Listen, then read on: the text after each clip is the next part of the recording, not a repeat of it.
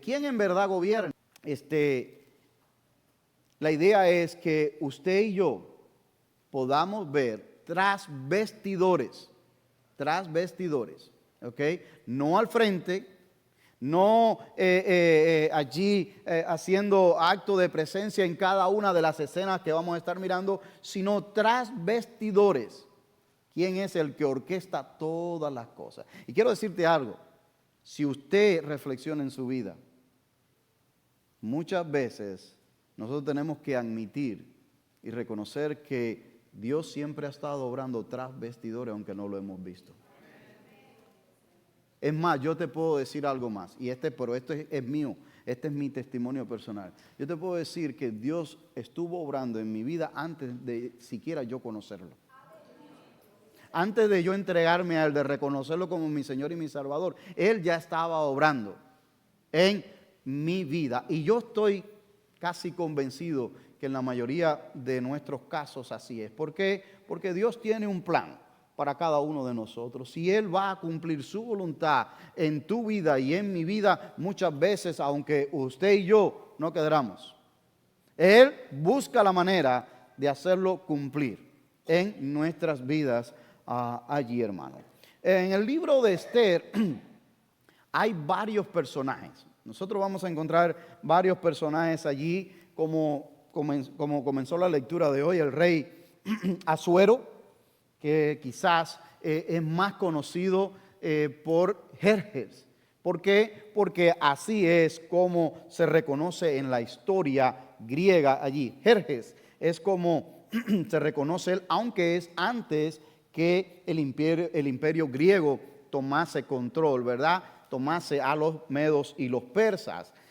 También tenemos otro personaje allí en el libro de Esther que se llama Amán, que de él vamos a hablar más adelante también. Tenemos a otro personaje, el primo de Esther, Mardoqueo. Tenemos a la reina Basti allí también. Tenemos los eunucos. Tenemos a los sabios que están envueltos en esto. Pero sin lugar a dudas, en el libro de Esther, el personaje central no es ninguno de ellos. Y yo creo que usted sabe quién es. Es Dios. Es Dios. Ahora, déjame decirle algunas cosas curiosas con relación al libro de Esther. Este es el segundo libro en la Biblia que lleva el nombre de una mujer. El otro libro es ¿cuál? Ruth, ¿verdad? Ese es el otro libro. Esther es el segundo libro que lleva el nombre de mujer. Pero algo todavía más curioso es que en el libro de Esther no se menciona el nombre de Dios. Y por esta causa es que muchos de los eruditos judíos no querían o no estaba incluido en la Torá, en el Talmud. No estaba incluido allí. Pero después fue incluido porque la actividad de Dios en el libro de Esther es innegable. Aunque se quiera negar esa actividad soberana de Dios en todos los hechos, orquestando todas las cosas detrás de bastidores, realmente no se pudo negar esto y ha sido incluido. Y no solamente ha sido incluido, sino que en el libro de Esther se da origen a una celebración que se mantiene, que es la fiesta del Purim. Que esa celebración no fue dada a Moisés en sus instrucciones para que el pueblo la celebrase. Eso no fue dado a Moisés. Esto surge a raíz de esta liberación majestuosa, soberana, que Dios obra con este pueblo allí en Susa.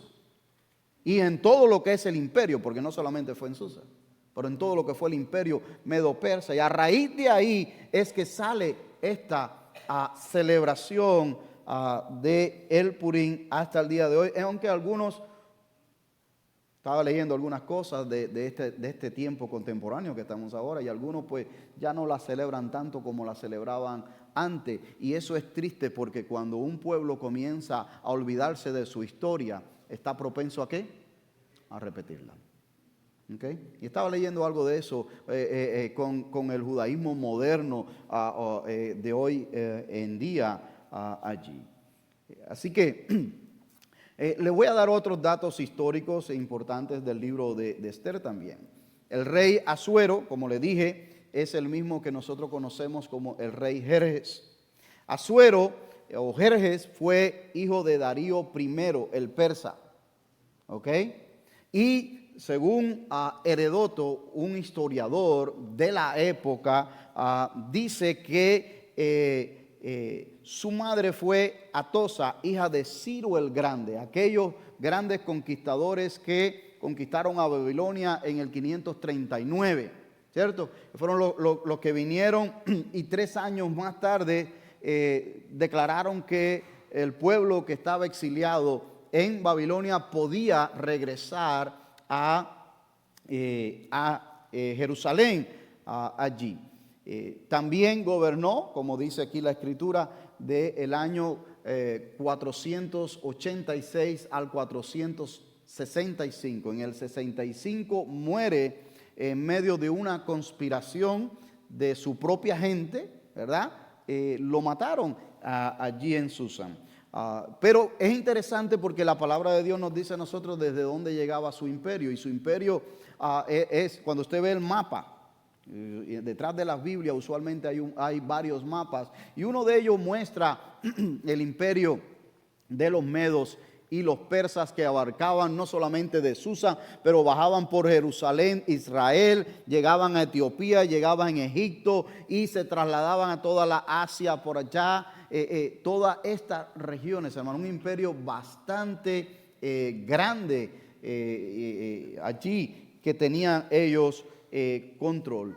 Pero su declive fue cuando ellos intentaron conquistar allí Grecia. Cuando ellos intentaron conquistar a Grecia, estuvieron casi como por 2 años. Y se cree que, porque esta actividad que nosotros vamos a ver hoy, del capítulo 1, es alrededor del 483. La incursión para tomar a Grecia es alrededor del 81. Y ya en el 79 los habían derrotado y los habían expulsado. Inclusive fuerzas menores en cuantía de ejércitos de los griegos lo habían desplazado a ellos, y él se retiró de allá y se vino a vivir la vida como quiso. Y ahí fue donde parte de su descuido lo llevó a que hubiese una conspiración de los mismos de ellos y fuese matado por su propia gente en el 65. Así que del 79 vio que no pudo conquistar Grecia, fue echado de allá. Los griegos mataron miles y miles de soldados de los medos y los persas, y cuando él se retira de ahí del 79, viene y pasa todos esos años viviendo la vida como quiso, y en el 65 esta conspiración. Ahora, hay otros datos importantes dentro de estos personajes que yo le voy a compartir durante la serie. No se lo quiero compartir desde hoy porque hay uno de ellos que tiene una matiz histórica interesante y relevante para el pueblo de Israel, especialmente para el pueblo judío allí. Y los sucesos que nosotros estamos leyendo, o donde se desarrolla todo esto, más bien es en la capital de Susa, lo que es Irán hoy, ¿verdad? Allí, y sus lugares alrededores. Claro que involucra a las 120 provincias después por los edictos que se dan, ¿verdad? Y después nuevamente tienen que volver a mandar cuando estos edictos para ser revocados. Involucra a estas provincias también, pero el eje central está en Susa y sus alrededores allí. Ahora, para poner esto en contexto histórico y que usted entienda un poquito, nada más, no es mucho lo que le voy a decir. Es importante, como le dije anteriormente, que usted sepa que ya los judíos estaban exiliados en Babilonia. ¿Por causa de qué? Por causa de su desobediencia, por causa de no obedecer a Dios. Ellos fueron exiliados y llevados por Nabucodonosor, ¿verdad? El imperio babilónico se los había llevado cautivos. Allí estaba Daniel, Mesach, Abednego, ¿se recuerdan estos jóvenes? Y muchos otros. Todos estos estaban allá. pasaron los 70 años que había profetizado el profeta y dice, bueno, a los 70 años entonces el pueblo regresará. Bueno, llega en el 539 y los medos y los persas, ¿se recuerdan la escritura en la pared? Aquella mano que escribió en la pared sola y que se da la interpretación. Bueno, en esa misma noche que estaban haciendo fiesta, que estaban bebiendo, que estaban olvidados del mundo entero, los medos y los persas desviaron el río y se metieron en seco y llegaron y los tomaron por sorpresa, todos embriagados, y acabaron con este imperio babilónico.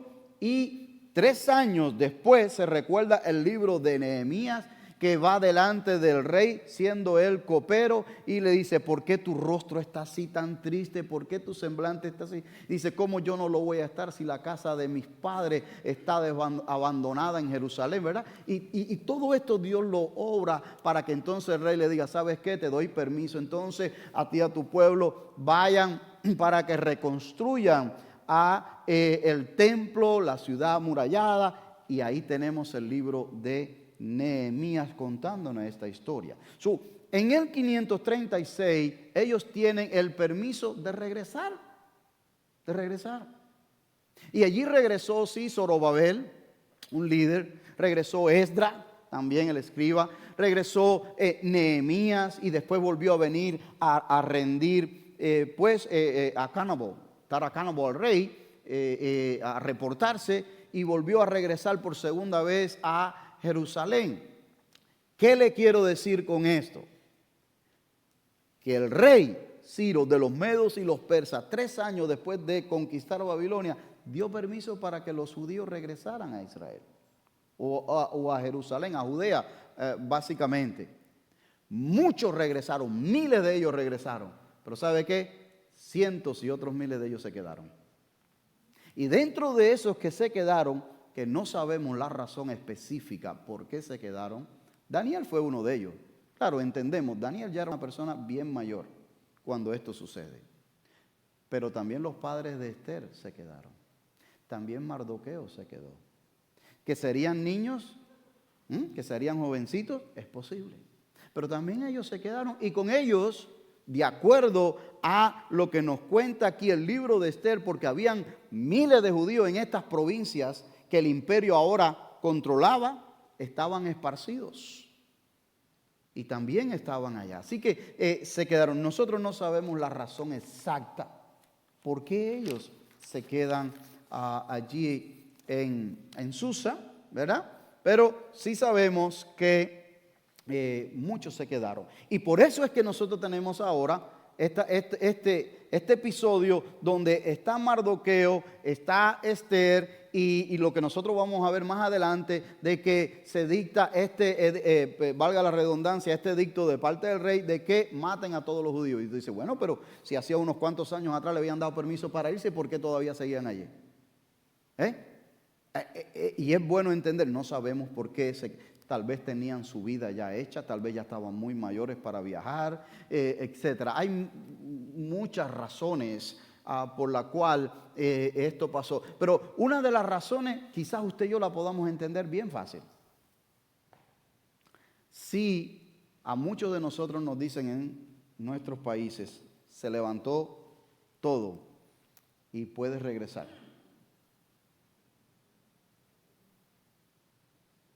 Muchos van a regresar, pero muchos no van a regresar. Así que no es difícil entender la dinámica de los judíos, los miles que regresaron y los otros que no regresaron. No estaban faltando a Dios, simplemente podían servirlo y adorarlo donde estaban. Y nosotros hoy aquí, si nos levantan cualquier restricción en nuestros países y tienen carta blanca para regresar, le digo, thank you very much. No es que no ama a mi patria. No es que no sienta por ella. Pero ya nuestra vida ha sido hecha aquí. Nuestros hijos están acá. Ellos ya han sido encaminados acá. A menos que Dios venga realmente y nos diga, bueno, sí sabes, te quiero aquí para esta misión especial o esto, entonces ya obedecemos a Dios y por encima de todas las cosas. Pero en contexto general, y lo estoy tratando así para que podamos no juzgar tan severamente a los judíos que decidieron quedarse. Que no los juzguemos tan severos porque algunas razones que nosotros desconocemos ellos tuvieron. Así que los que se quedaron en Susa y en todo lo que pertenecía al imperio babilónico y al nuevo imperio medo-persa, se quedaron ahora ¿con qué? Con un nuevo gobernante, los medos y los persas. Ya no era Nabucodonosor, ya no era el nieto de Nabucodonosor, Balsasar, ya no era ninguno de estos. Ahora era un nuevo imperio allí. Y aquí vienen estos primeros versículos entonces que nosotros leímos al principio, donde dice que aconteció que en los días de Asuero, el Asuero que reinó desde la India hasta Etiopía sobre 127 provincias, que en aquellos días cuando fue afirmado el rey Asuero sobre el trono de su reino, el cual estaba en Susa, capital del reino, en el tercer año de su reinado, ahí es que nos pasamos del 486 al 83, en el tercer año de su reinado, ¿ok? Dice, allí hizo banquete a todos sus príncipes y cortesanos, teniendo delante de él los más poderosos de Persia y de Media, gobernadores y príncipes de provincia. Y aquí viene el 4 y da la razón por qué hizo eso. Y dice, para mostrar él las riquezas de la gloria de su reino, el brillo y la magnificencia del poder por muchos días, 180 días. En otras palabras, hizo banquete por 6 meses. O sea que realmente tiene que haber tenido una gran riqueza para poder hacer un banquete sin limitaciones por 6 meses.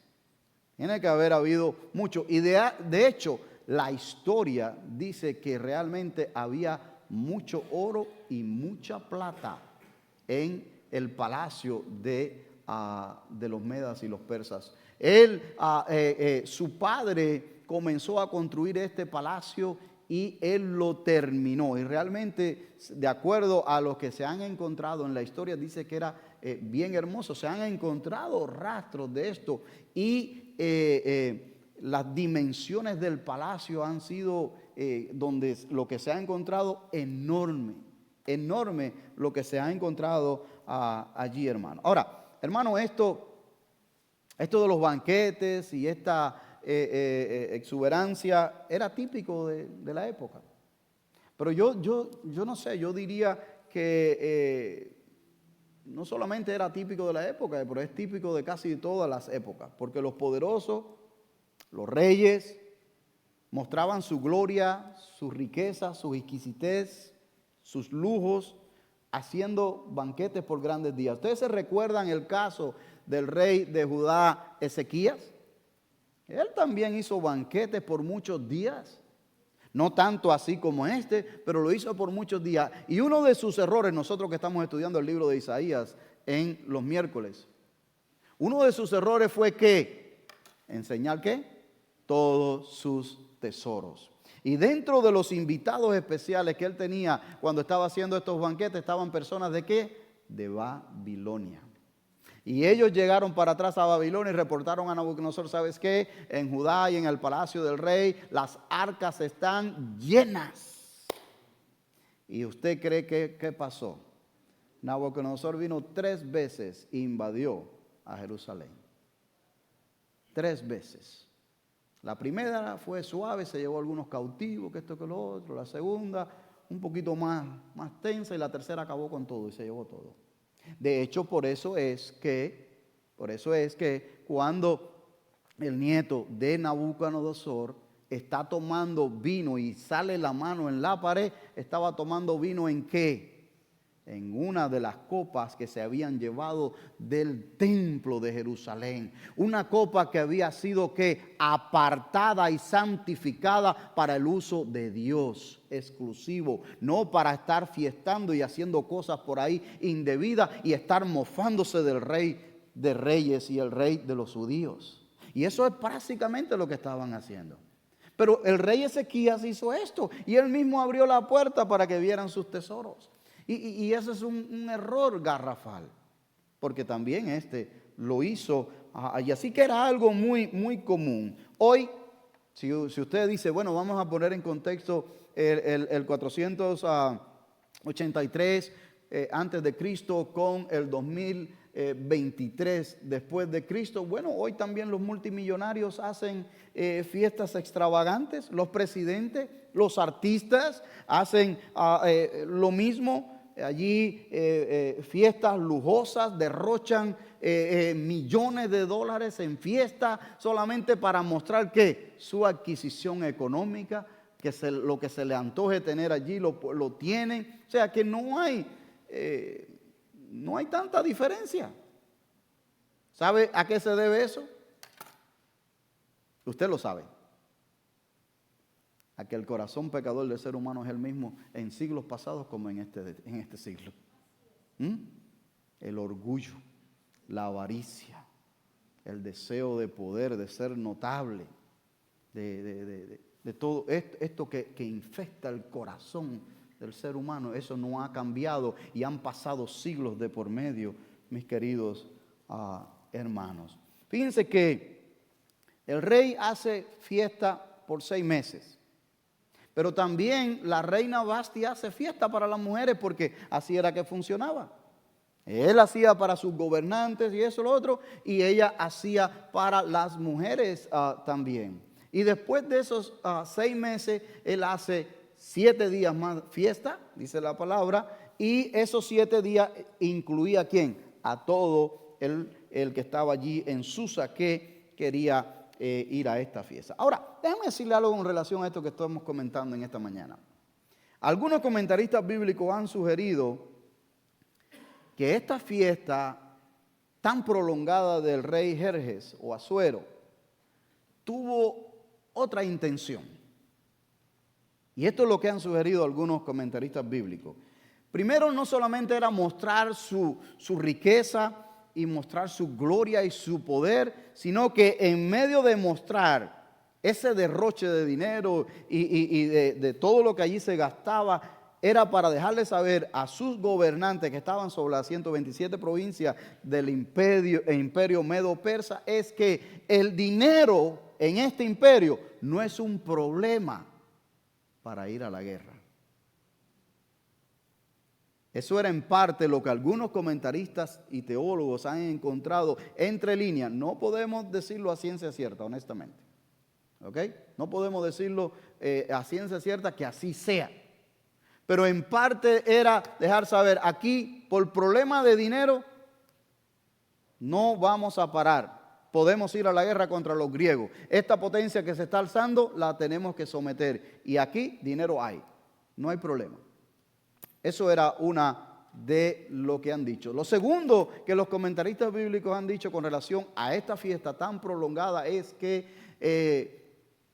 se tomaron el tiempo para ver cómo planeaban las estrategias que iban a usar en contra de los griegos, que era una potencia emergente ya y que sabía que iba a representar un peligro para ellos. Y se tomaron ese tiempo en planear, en ver cómo reaccionaban por allá otros y tratar de tener el respaldo y el apoyo de todos estos gobernantes. Porque sí, el rey gobernaba sobre todo el imperio, pero tenía gobernadores por todas otras partes. Y esos gobernadores estaban a cargo de esas provincias y ellos estaban encargados de levantar parte del ejército, para que entonces todo el ejército fuese en contra de los griegos. De cualquier modo que haya sido, la cantidad de días y de gobernantes que estaban en estos banquetes mostraban la riqueza de este rey y su poder en el reino. Ahora, la idea principal de esta serie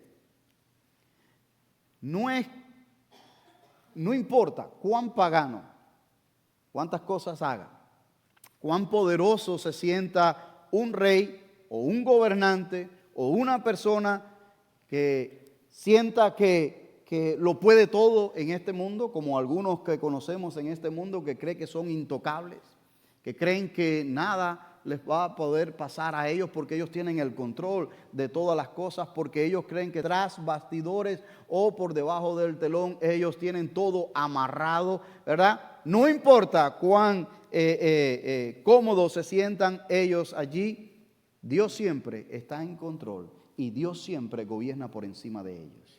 Eso es en parte, honestamente, lo que esta serie quiere transmitir para cada uno de nosotros, especialmente en los tiempos que nos encontramos nosotros ahora. Tiempos ambivalentes, tiempos que están sensibles en el mundo entero, no solamente con la razón económica, sino con las razones políticas y con las cuestiones espirituales también. Estamos en estos tiempos muy sensibles, hermanos. Nosotros ahora, nos ha tocado este tiempo. Tal vez usted y yo no lo escogimos, pero es el tiempo para el cual Dios nos permitió vivir y usted y yo tenemos que enfrentarlo, ¿verdad? Y tenemos que tener discernimiento en medio de los tiempos también. No para andar con miedo, no para andar con miedo, pero sí para estar firme en las convicciones que nosotros creemos, porque son tiempos sensibles. Así que esta primera parte, estos primeros versículos, nos recuerda algo que ya es conocido para nosotros. Por muy grande que sea el esplendor a tu alrededor, debes saber que es temporal. Por muy grande que sea el esplendor alrededor suyo, en el ambiente donde te desarrolles, alrededor de las personas con que estés, o lo que te quieran impresionar, todo eso es temporal. Todo esto es temporal. Mire lo que dice la palabra de Dios en 2 de Corintios capítulo 4, versículo 18. Dice allí el apóstol Pablo: no mirando nosotros las cosas que se ven, sino las que no se ven. Porque las cosas que se ven son ¿qué? Temporales. Pero las que no se ven son ¿qué? Eternas. Entonces no te dejes impresionar por banquetes de 180 días. No te dejes impresionar por esta gala o por aquella gala o por el lino fino. No te dejes impresionar porque el stock market está arriba y están ganando millones. No te dejes impresionar, porque estas cosas aquí se van a quedar. Si en parte algo nos dice esta primera parte del esplendor, de la gloria, del poder, de toda esta celebración que tuvo el rey con sus más allegados, es esto. Nada de eso se pudieron llevar y la historia lo probó. Miles de millones de soldados murieron allá cuando fueron para Grecia y el propio rey murió en manos de los mismos suyos en una conspiración en contra de él. Primera de Juan, capítulo 2, versículo 15 al 17, dice el apóstol Juan: no améis al mundo ni las cosas que están en el mundo. Si alguno ama al mundo, el amor del Padre no está en él. Porque todo lo que hay en el mundo, y aquí es que viene, todo lo que hay en el mundo, la pasión de la carne, la pasión de los ojos y la arrogancia de la vida, no proviene del Padre, sino del mundo. Y mira el versículo 17, dice: y el mundo pasa. Y también ¿qué? Sus pasiones. Pero el que hace la voluntad de Dios permanece para siempre. Hermanos, permítame recordarte algo. Dios ha dado al hombre inteligencia, eso es cierto. Él le ha dado inteligencia, le ha dado destreza, le ha dado dones, y lo ha usado de diferentes maneras. Unos la han usado para bien, y gloria a Dios por ello. Otros no la han usado para bien allí. Edificaciones maravillosas que usted dice: wow, ¿cómo es posible que a alguien se le ocurrió crear esto? Bueno, Dios le dio esos talentos, Dios le dio eso allí. Pinturas que usted dice: wow, te transportan. En la ciencia, en la medicina, en la tecnología. Pero yo te quiero decir en esta mañana que no debemos de dejarnos impresionar a tal grado a tal grado que idolatremos y pongamos nuestra fe en el hombre por encima de nuestra fe en Dios, hermanos. Porque si hacemos eso, hemos cogido el camino equivocado. ¿Cuánta gente pone su esperanza y su fe en los gobernantes? Mire, hermano, es triste decirlo, pero cada 4 años lo vemos. Es triste decirlo, pero cada 4 años lo vemos. Ponemos la fe, la esperanza en los gobernantes, en los políticos. Cuando nuestra fe y nuestra esperanza tiene que estar en Dios. Dios es el que mueve. Y este libro de Esther habla de esto. ¿Cómo es que Dios mueve el corazón de los reyes? ¿Cómo es que Dios, cuando el pueblo de Dios se decide mantener firme, creyéndole a Él y haciendo su voluntad, aún en circunstancias adversas, negativas, que están la vida de uno en riesgo, aún así, que qué dirán, que eres esto, lo otro, aún así se mantiene firme y Dios obra? ¿Por qué? Porque lo hemos puesto a Él en primer lugar. En primer lugar. Cuando desviamos nuestra mirada y la ponemos en el hombre, por muy excelso que sea, por mucho que Dios le haya dado, mire, hermano, cogimos el camino equivocado. Cogimos el camino equivocado. Por lo tanto, te digo 2 cosas en esta mañana que creo que están en sus boletines, y si usted las quiere llenar, las puede llenar, pero ahí están. La primera, recuerda que el reino de Dios es mucho más grande de lo que vemos. Recuerda que el reino de Dios es mucho más grande de lo que vemos. Y segundo, recuerda que las riquezas de Dios son mucho mayores que las de este mundo. Las riquezas de Dios son mucho más grandes que las de este mundo. 180 días, 1 año, 5 años, 10 años haciendo banquete, derrochando oro y plata, no es nada comparado con lo que Dios tiene para ofrecer. Porque Él es el dueño del oro y la plata. ¿Te das cuenta? Entonces no te dejes impresionar, atrapar por el glamour, por el esplendor, por la gloria de aquí. No te dejes. No caigas en esa trampa. Esa es la trampa del materialismo. No caigas en ello. Si puedes vivir bien, vive bien. Eso sí. ¿Puedes comer bien? Come bien. Si puedes pasar un buen tiempo con tu familia, pásalo bien. Pero no te dejes atrapar en eso. Porque la vida es mucho más que eso. Es mucho más que eso. ¿Ves? Entonces, quería dejarte saber eso en esta mañana.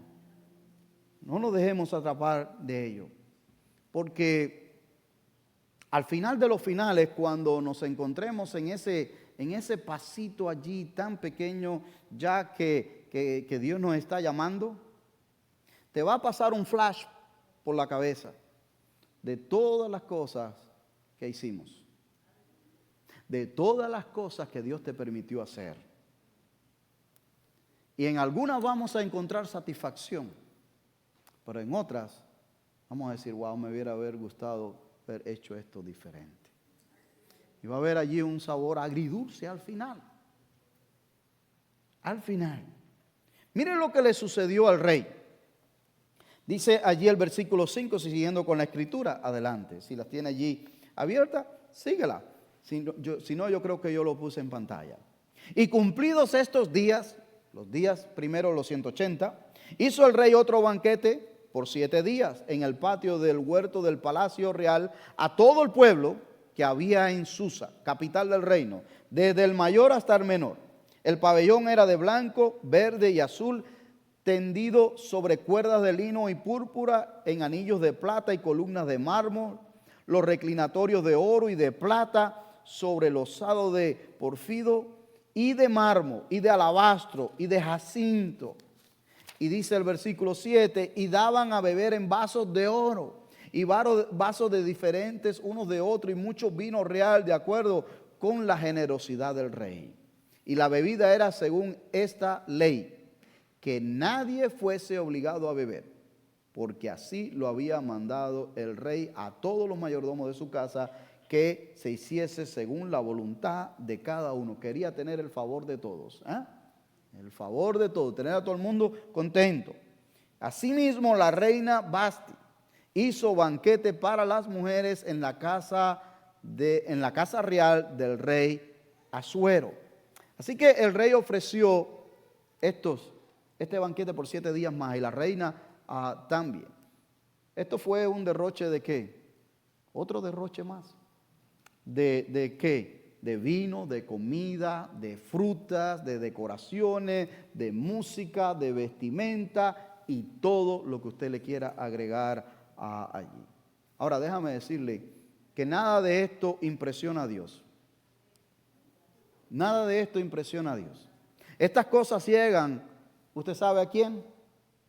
A quienes tienen la mirada puesta en las cosas terrenales. Los que tienen la mirada puesta en las cosas terrenales, sí, estas cosas los deslumbran. Y dice, wow, y comienzan allí a soñar, ¿verdad? Dentro de sí. El que tiene la mirada puesta en el reino de Dios, estas cosas las ve como regalos de Dios, como bendición de Dios, que son para ser usadas y para bendecir a otros. O sea, no es que esté mal, es que las ve de otra manera. Las ve, Dios me lo obsequió, qué bueno, vamos a disfrutarlo, vamos a compartir, vamos a darle a otro, vamos a bendecir a otro. ¿Por qué? Porque Dios me las dio.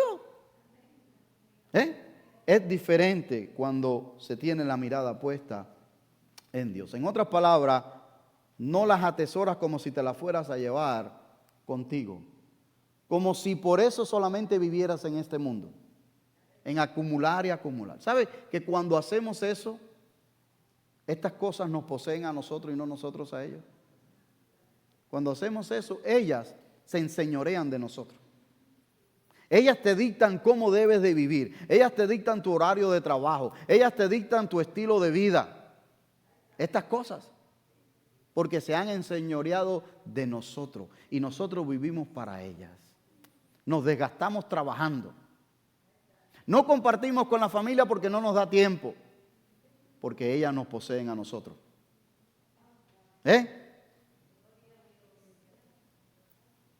Mira el consejo que le da el apóstol Pablo a su discípulo amado Timoteo. En 2 de Timoteo capítulo 6 versículo 17 al 19. Mira lo que Pablo da con relación a esto. Le dice, a los ricos de este siglo manda que no sean altivos, ni pongan la esperanza en las riquezas, las cuales son inciertas, sino que pongan su esperanza en ¿quién? Sino en el Dios vivo, que nos da de todas las cosas en abundancia. ¿Para qué? Para que las disfrutemos y que hagan bien y que sean ricos en buenas obras, dadivosos, generosos, atesorando para sí buen fundamento para lo porvenir, y que echen mano de la vida eterna. Ahí es donde se debe realmente invertir. En la palabra siempre hay una alerta, en la palabra de Dios siempre hay una alerta para prepararnos para lo porvenir. Siempre. Siempre. Acabamos esta serie anteriormente. ¿Listo o no? ¿Y por qué? Porque Dios siempre está preparándonos para lo porvenir. Y mira lo que le dice el apóstol Pablo, que atesorando para sí buen fundamento para lo porvenir, que echen mano a la vida eterna. No que echen mano a las cosas terrenales, sino a la vida eterna. ¿Das cuenta?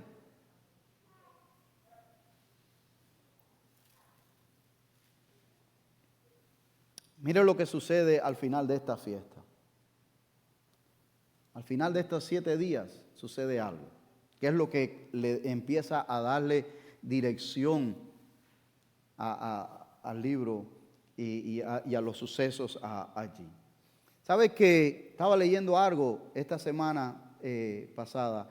Las estadísticas dicen que la mayoría de los accidentes de auto ocurren a 5 minutos después de haber salido de la casa. O algunas otras estadísticas dicen como a 1 milla o 2 millas de la casa. Interesante. ¿Sabe? Yo le vengo diciendo a mi hijo que está conduciendo restringida, cuando uno maneja al lado. Yo le digo, ¿cuántos accidentes hemos mirado en la 49 y la 95? Cuando venimos de Marion Oaks, que hicieron una gasolinera nueva allí. Esa esquina es una esquina caliente. Caliente. Porque no hay un día que yo no pase por ahí o no vea un accidente o cosas en el piso que han habido de un accidente. Y déjame decirle, fuerte, porque están comprimidos estos carros. So, yo le he dicho a él, yo no quisiera verlo cómo suceden, pero tengo curiosidad porque... Y una de mis curiosidades es que yo creo que cuando se viene del norte hacia el sur, hay dos líneas y una es para doblar derecha y la otra continúa. Y los que vienen por la derecha, yo creo que a veces creen que esas dos líneas continúan y se meten así.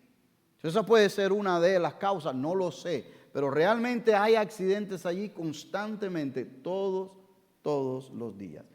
A 5 minutos de haber salido de casa o en menos de 1 milla. ¿Qué te quiero decir con esto? El rey Asuero se tiró un banquete de 6 meses. ¿Ok? Y no se puede decir que en 6 meses, la Biblia no nos lo dice, ¿ok? La Biblia no nos lo dice. Pero en 6 meses, la reina Vasti tuvo que haber salido en algún momento con el rey. En 6 meses, delante de aquellos gobernantes o algo así.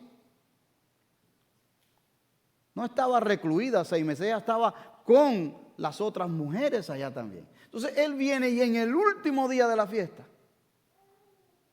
acabó. En el último minuto, en la última milla, llegó el problema. ¿Cuál fue el problema? Ahí está. Dice el versículo 10, en el 7º día, estando el corazón del rey alegre del vino. Parece que el vino no es buen consejero. O el exceso. Mandó a Mehumán, Bizta, Harbona, Bigta, Abagta, Setar y Carcas, 7 eunucos que servían delante del rey Asuero, que trajesen a la reina Vasti a la presencia del rey con la corona regia, para mostrar a los pueblos y a los príncipes su belleza, porque era hermosa. Mas la reina Vasti no quiso comparecer a la orden del rey enviada por medio de los eunucos, y el rey se enojó mucho y se encendió en ira. Y ese es mi segundo punto.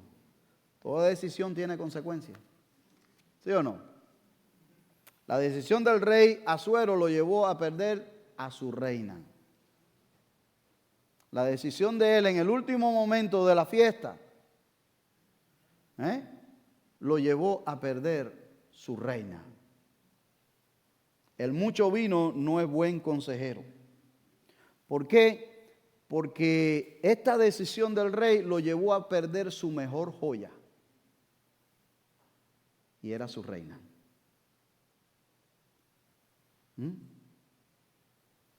Dice aquí el texto que era hermosa, era bella, pero ya no había marcha atrás cuando se diese lo otro que va a suceder más adelante. ¿Sabe? Algunos comentaristas dicen que la llamó para exponerla como si fuera un trofeo, como un objeto más de su colección. Como él había expuesto en 180 días tanto lujo, tanta exquisitez, un derroche de esplendor había hecho en aquel banquete, pues reservó lo más preciado para el final. Y le costó perderla. Eso es lo que dicen algunos comentaristas. No es que está totalmente claro. Pero el historiador griego Heródoto, contemporáneo de aquellos tiempos, dice que la llamó para exponerla desnuda. Eso es lo que dice este historiador. Porque era parte de las costumbres de aquellos, solamente con la corona o con paños muy ligeros y pocos. Exponerla delante de todos los gobernadores y príncipes en ese día. Cualquiera que haya sido su intención, lo cierto es que la perdió. ¿Por qué? Porque ella rehusó ir delante del rey. Y sabe, esta decisión de la reina Vasti le costó también a ella perder su posición y privilegios. O sea que no solamente la decisión del rey le cuesta perder a su mejor joya, la reina, pero a la reina le cuesta perder su posición de reina y privilegios en el reino. ¿Sabe? Quisiera hacer un comentario en este punto.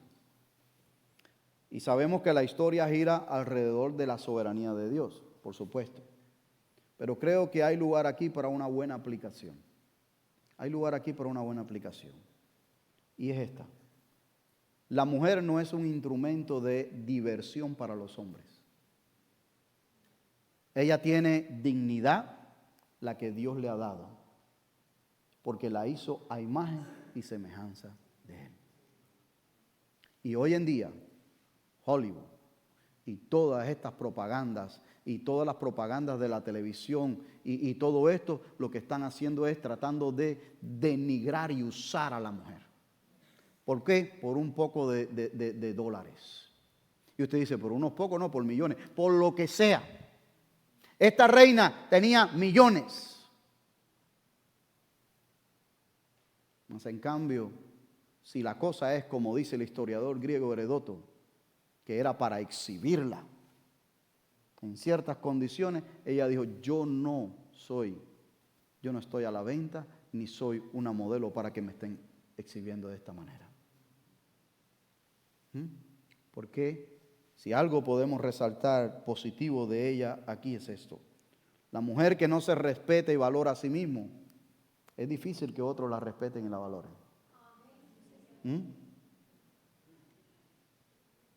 Aunque sabemos que Dios estaba detrás de bastidores, Vasti se dio su lugar y se rehusó a ir a una pasarela para mostrarse a tantos hombres como un trofeo más. Como un trofeo más. Y sabe, aunque esto le costara la corona, aunque esto le costara lo que costara, siempre hay un precio que pagar. Siempre habrá un precio que pagar. Pero ¿sabe qué? Ella estuvo dispuesta a pagarlo. Ella estuvo dispuesta a pagarlo por mantener su dignidad, en este caso. Te puedo hacer una pregunta hoy, no me tienes que responder. ¿Has tenido que perder algo por hacer lo correcto? Casi que me atrevo a asegurar que la mayoría va a decir dentro de sí, claro que sí. He perdido algo. Tal vez más de alguna cosa. Pero ¿sabes qué? Dios ha respaldado esa decisión si ha sido la correcta. Dios ha respaldado esa decisión. Mire, dice aquí que el rey se enojó mucho, se llenó de ira. Y tomar decisiones cuando uno está enojado, lleno de ira, no es muy sabio. Dice el versículo 13, preguntó entonces el rey a los sabios que conocían los tiempos, me muevo hasta el versículo 15, ¿qué se había de hacer con la reina Vasti según la ley? Por cuanto no había cumplido la orden del rey Asuero enviada por medio de los eunucos. Y mira el consejo de uno de sus sabios en el versículo 16. Y dijo Memucán delante del rey y de los príncipes, no solamente contra el rey ha pecado la reina Vasti, sino contra todos los príncipes y contra todos los pueblos que hay en todas las provincias del rey Asuero.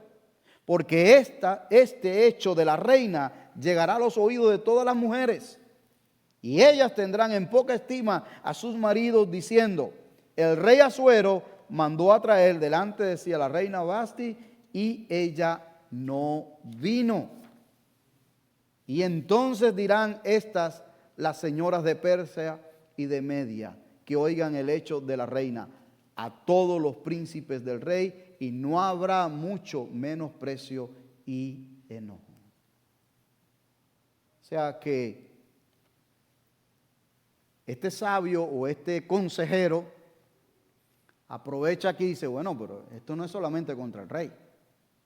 Esto Esto es contra todos nosotros, porque si la reina hizo esto, de aquí para abajo usted sabe lo que va a pasar, ¿no? Sí, efecto dominó. Esto nos va a tocar a todos en el reino. Y esto hay que hacer algo. Usted sabe cuál es el tercer punto. El hombre que ve amenazado su poder es capaz de hacer cualquier cosa por mantenerlo. El hombre que ve amenazado su poder es capaz de hacer cualquier cosa por mantenerlo. ¿Qué nos comunican los versículos que hemos leído anteriormente? Que los que tienen poder quieren ¿qué? Conservarlo. El que tiene poder lo quiere conservar. El que es manager o gerente en una empresa lo quiere conservar no matter what. Y si tiene que tomar medidas drásticas, las va a tomar. Y si tiene que despedir, va a despedir, con tal de mantenerse allí. El que es político, ni hablar. Eso todavía peor. Eso es así. ¿Por qué? Porque el que tiene poder quiere conservarlo. El rey apela a la ley de Persia. ¿Para qué? Para contrarrestar la desobediencia de la reina. Y los magistrados, por supuesto, aprovechan esta cobertura para ellos sentar un precedente en el imperio y no perder el control y no perder el respeto o más bien cómo se imponían ellos allí. Y vienen los versículos 19 al 22 y mire, tal vez usted lo ha leído alguna vez, yo estoy seguro que sí, pero aquellos que no lo hayan leído se lo voy a leer rápido. Dice, si parece bien al rey, salga un decreto real de vuestra majestad y se escriba entre las leyes de Persia y de Media para que no sea quebrantado. O sea, que esto no podía tener reversa. Que Vasti no venga más delante del rey Asuero y que el rey haga reina a otra que sea mejor que ella. En otras palabras, que sea más obediente que ella. Eso es lo que le están diciendo. ¿Okay? Y el decreto que dicte el rey será oído en todo su reino, aunque es grande, y todas las mujeres darán honra a sus maridos, desde el mayor hasta el menor. Miren lo que ellos estaban interesados, ¿ven? ¿Ven? Agradó esta palabra a los ojos del rey y de los príncipes e hizo el rey conforme al dicho de Memucán. Pues envió carta a todas las provincias del rey, a cada provincia conforme a su escritura y a cada pueblo conforme a su lengua, a su lenguaje, diciendo que todo hombre afirmase su autoridad en su casa y que se publicase esto en la lengua del pueblo. Hombres, el próximo domingo tenemos la celebración del Día de los Padres. Y tenemos un desayuno que las madres están preparadas. Espero que esto que voy a decir no afecte la calidad del desayuno que van a estar las madres haciendo. Pero hombre, me he tomado la libertad que al final del servicio, allí en una de las mesas, usted va a poder pasar y recoger una copia del decreto de Memucán y encuadrarlo en casa. Lo va a encuadrar allí y cada vez que haya una situación, apunte para ese cuadro.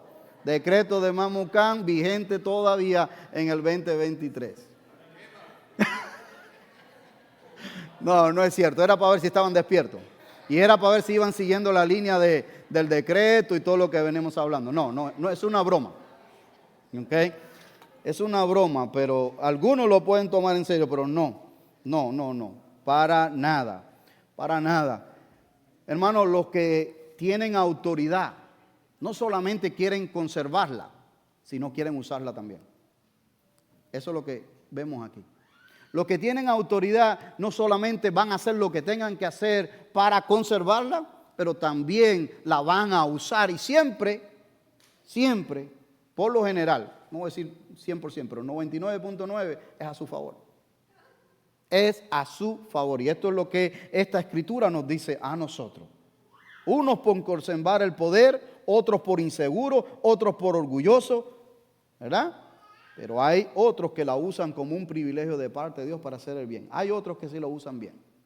Nehemías fue uno que tuvo autoridad, lo usó para bien. ¿Okay? No todo el mundo la usa para mal. Pero una gran mayoría, corruptos de corazón, sí la usan para mal. No pierda de vista esto aquí, pues yo creo que aquí es donde está el mensaje.